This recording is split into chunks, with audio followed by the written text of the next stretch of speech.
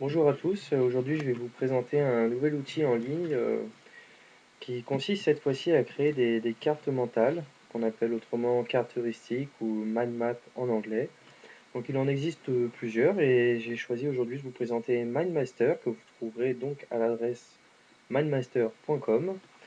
Voici donc la page d'accueil du site internet une fois que vous êtes enregistré, puisque vous devez vous créer un compte dessus, que c'est très simple et très rapide à faire.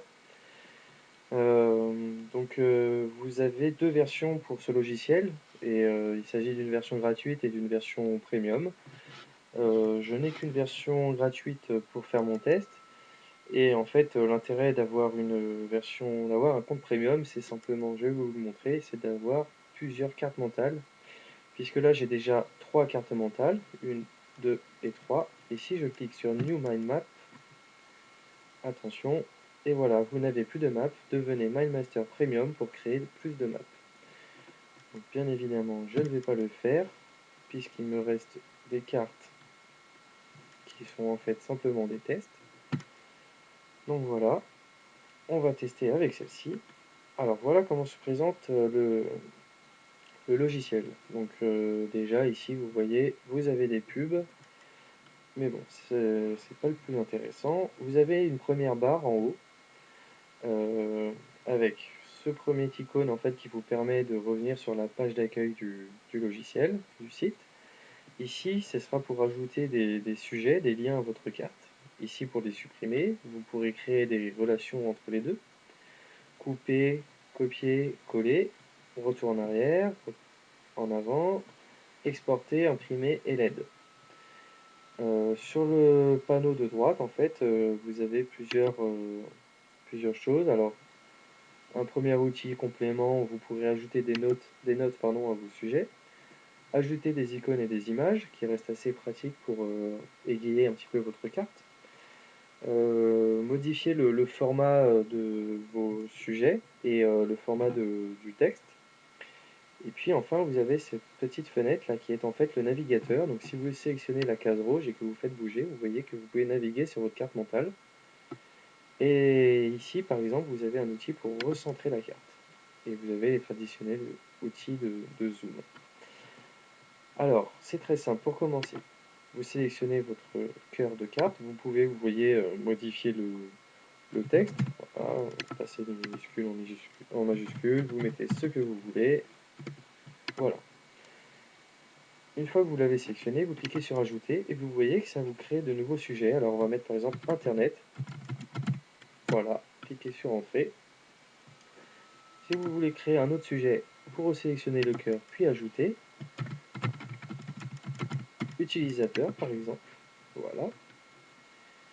Alors, vous pouvez bien évidemment ajouter des sujets à vos sous-sujets. Alors Internet,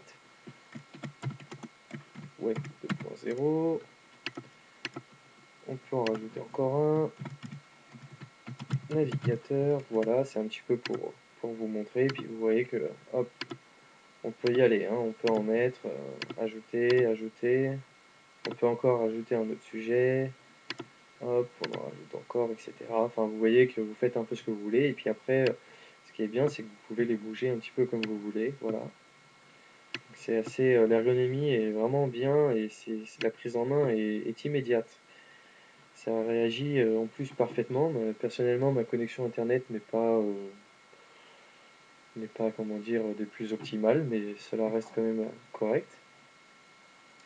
Donc par exemple, si vous voulez ajouter, vous vous rendez compte que votre sujet utilisateur devrait être avec le sujet internet, et bien vous sélectionnez cet outil et vous l'emmenez ici sur internet et vous voyez qu'il bascule directement ici. Donc vous pouvez faire un petit peu ce que vous voulez. Voilà, je le resélectionne et je reviens le remettre sur test.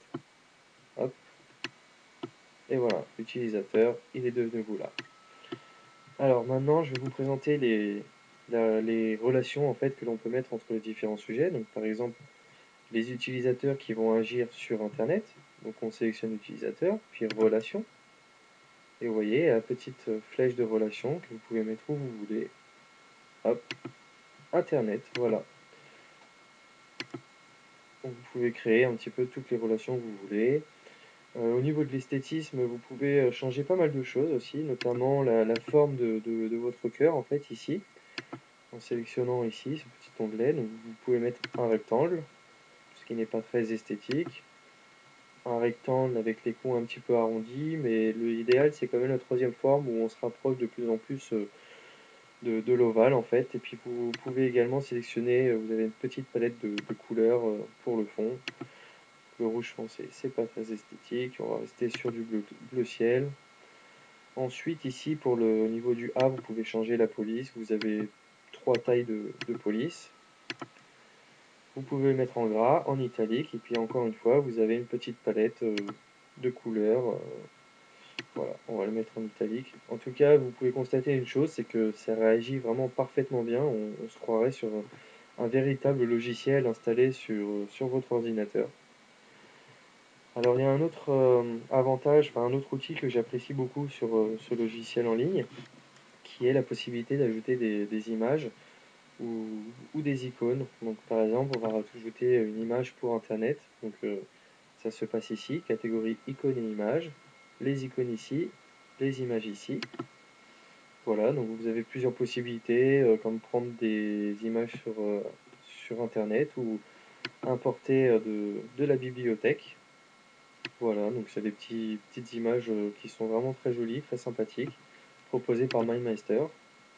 On va sélectionner la petite sphère, utiliser l'image sélectionnée, et voilà. Donc vous pouvez la supprimer. Si vous cliquez sur l'image, vous pouvez la modifier. Voilà, un petit peu comme vous voulez. Là, je vais revenir en arrière pour la réinitialiser. Et comme sur un logiciel classique, si vous appuyez sur la touche Shift de votre clavier, eh bien, vous gardez les proportions de votre image.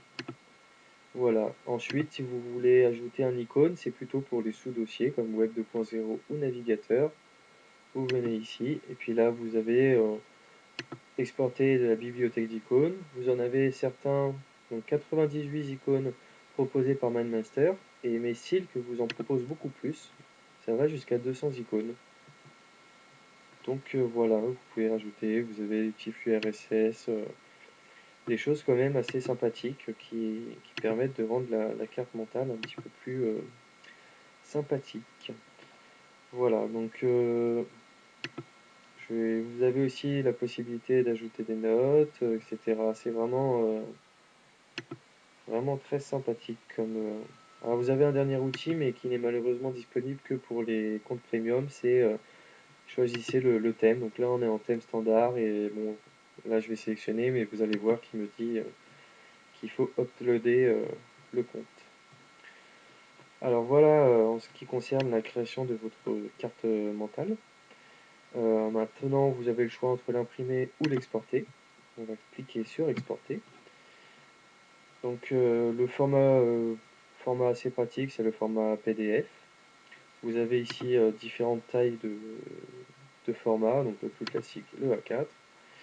Alors vous avez développé tous les sujets qui est coché par défaut. Alors, je vais annuler et vous montrer. En fait, les sujets, c'est cela, ces sujets-là. En cliquant ici sur le petit lien, eh bien, vous pouvez cacher vos sujets. Et donc, lors de l'exportation, vous n'avez évidemment pas besoin de développer tous vos sujets pour vous assurer qu'ils soient présents, puisque cette petite case est cochée et ça les prendra en compte automatiquement. Donc, on va cliquer sur exporter. Et voilà, donc il vous propose d'enregistrer votre carte mentale au format PDF. Vous cliquez sur enregistrer. C'est assez rapide hein, puisque ça ne prend pas beaucoup de place. On va vérifier ce que ça donne. Et voilà, donc vous constatez que vous avez bien votre carte mentale. Donc par contre, je constate qu'il y a un petit bug concernant le lien entre les deux sujets. Donc peut-être à peaufiner, mais à part ce petit bug, je vous assure que ça marche vraiment très bien pour un logiciel qui est en ligne et non présent sur votre ordinateur. Bien, je vous remercie de m'avoir suivi et je vous dis à la prochaine. Au revoir.